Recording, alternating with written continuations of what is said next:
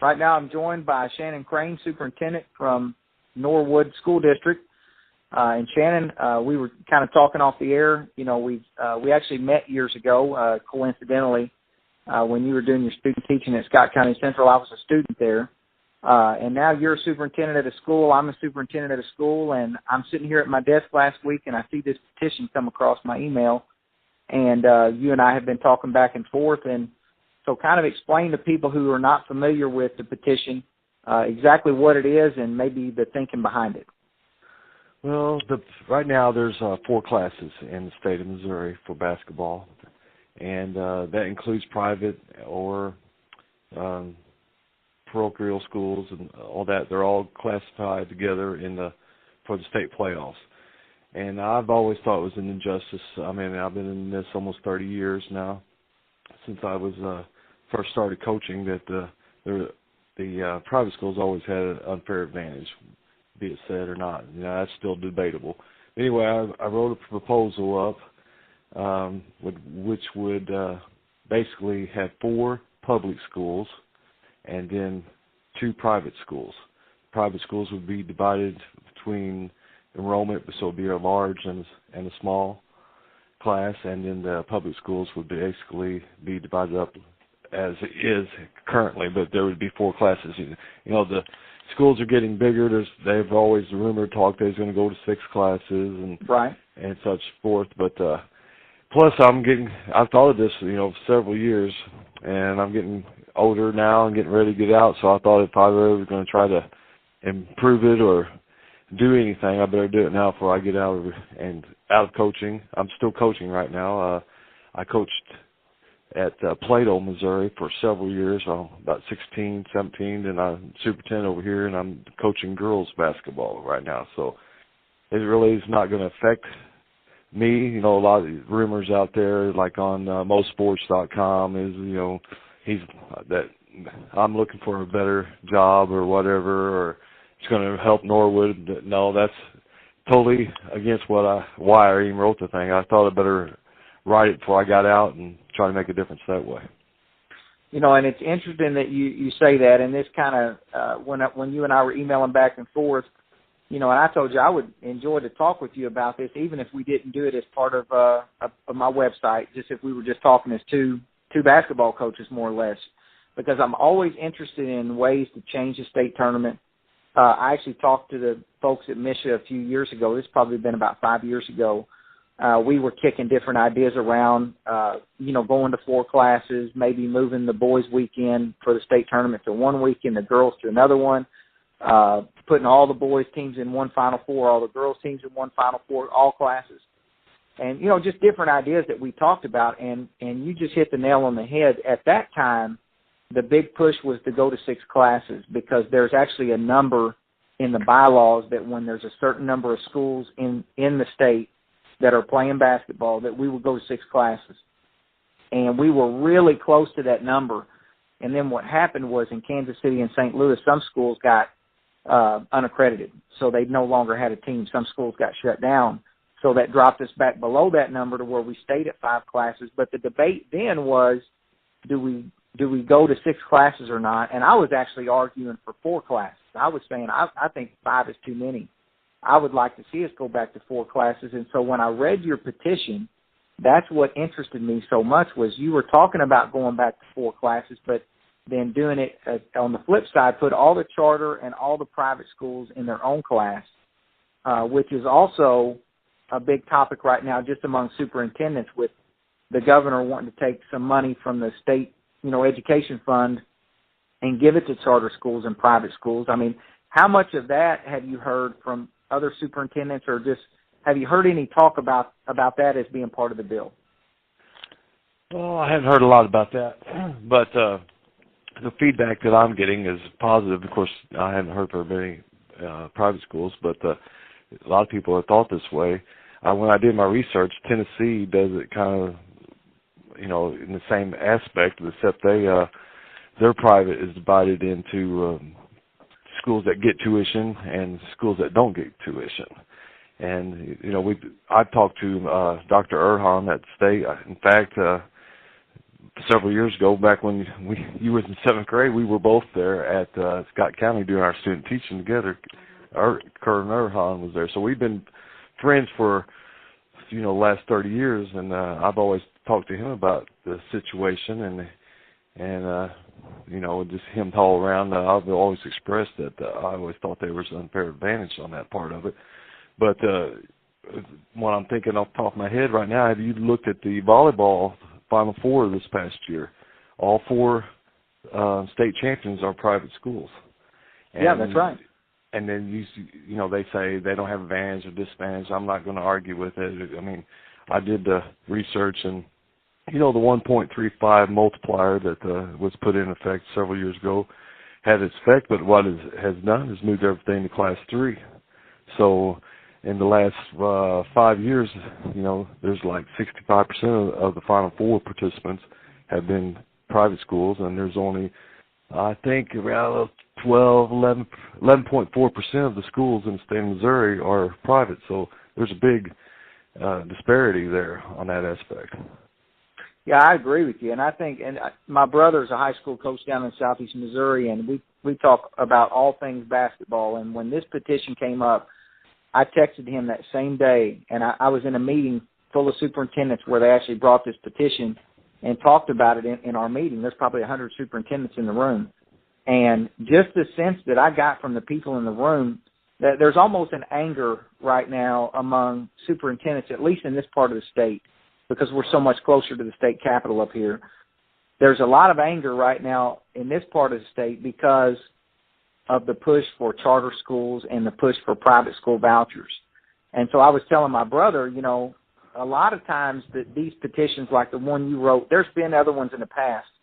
And a lot of times it's coming from a coach or it's coming from somebody who maybe got beat by a private school, something like that. But a lot of the support that I'm hearing for this petition right now is coming from superintendents who are saying, we feel like that this charter school movement is being shoved down our throat, and we feel like we're doing a pretty good job.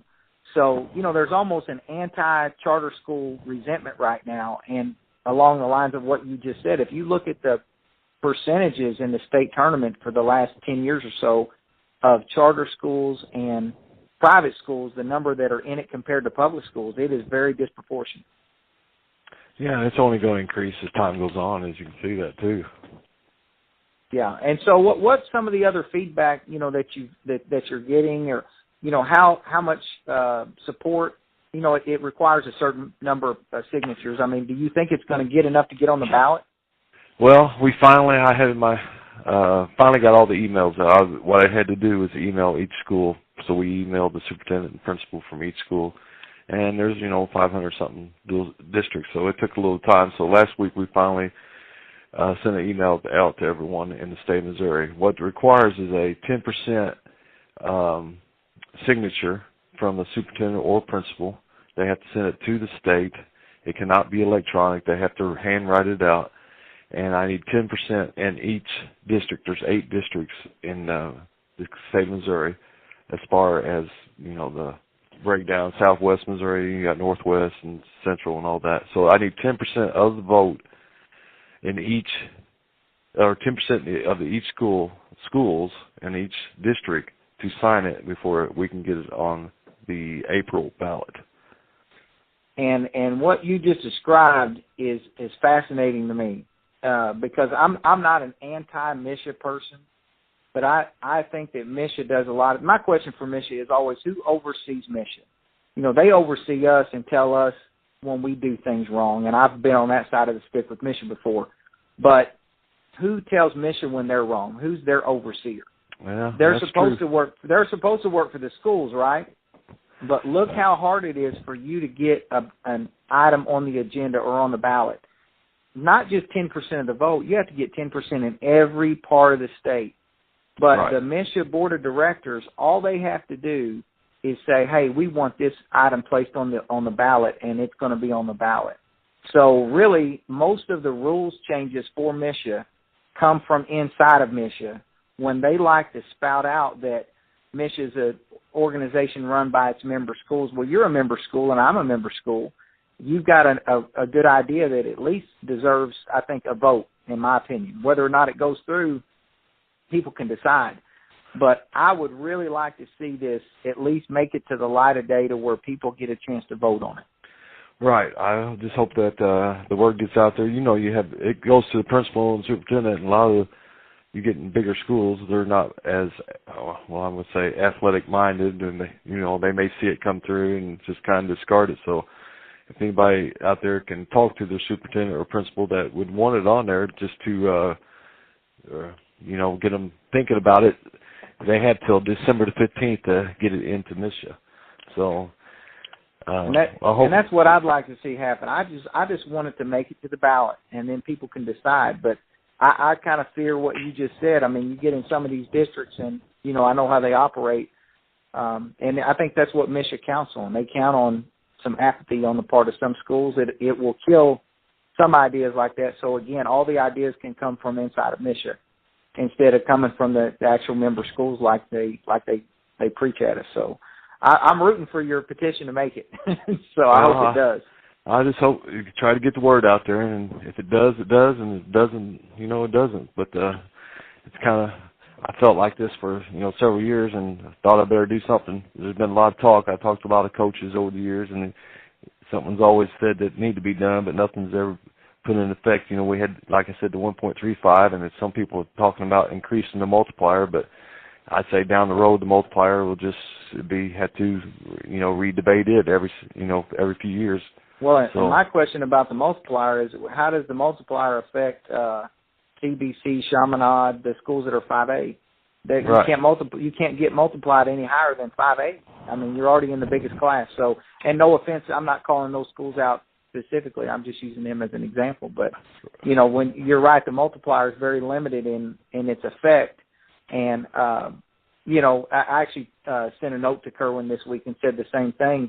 I've known Kerwin forever also, and just said, hey, I think this deserves a little discussion, deserves some thought. Whether or not it ends up resembling this, 4 classes of public and 2 classes of private and charter, we can debate that. But I do think that this at least deserves some discussion because of some of the issues that you pointed out. So, well, several years ago, the discussion was, on the charter schools and everything, letting them play, and because there was some talk about not, and this same part of it, the same debate. But the word from MSHSAA was that there was some legislators up there, in Jeff City that was very opposed to it, and even talked about maybe disbanding MSHSAA or taking over, and there was a lot of talk about that. So I don't know if there's any truth to that. So I asked my local rep guy one time down here in Southwest Missouri. I was talking to him, and I said, well, what's the debate up there about MSHSAA? And he said he hasn't even heard anything on it. So I don't know what the truth is and on that part of it, but that was the threat about probably 10 years ago that MSHSAA would be disbanded and, the state of Missouri would take over. But that same story got told in our meeting, that exact same story that the legislature told Kerwin Erhan, that if MSHSAA passed this rule, that this state legislature would take over MSHSAA, and that basically the Department of Education would run MSHSAA. And so, I don't know that that's true, but I can tell you that story got told out loud in front of 100 superintendents. Well, that's when I heard it, and I heard it directly. So I asked your local representative. I asked mine. He said he hadn't heard anything about that up there. So we'll go from there. I don't know. We put it out there and see what happens. Yeah. Well, I appreciate you taking the time to talk with us a little bit, and I'm going to keep my eye on this because I think this is very interesting. I think it impacts every coach. I mean, obviously in the state of Missouri, if it were to pass, girls coaches, boys coaches, it affects all of us. And I just think that it just kind of, we're always talking about ways to improve the state tournament anyway, and this would definitely change the way the state tournament looks. So, well, it may even help. You think we're bashing the private schools. A big, it may even make that basketball more exciting for them. You get the top schools in the state playing. The ones that can get the high level athletes playing each other at a high level. That may draw even more, bigger crowds. Right now, you get a team that's playing, several states, going on these big tournaments, like Bass Pro and all that. And then they get to the Final Fours, and they just walk through it. There's not much competition against them, well, and especially at the Class 3 level. I agree 100%. I actually made that comment to my brother the other day. I said I would love to talk to some charter and private school people. I bet there are several that are in favor of this because there's this perception that the charter schools and the private schools recruit. That's what everybody thinks. They can draw from a bigger area, they recruit. Well, what if we just put them in their own class and told them, you guys can recruit like the devil now. We don't care because you're only playing each other in the state tournament. They may prefer something like that. You never know. Like in other states where the private schools, they only play each other.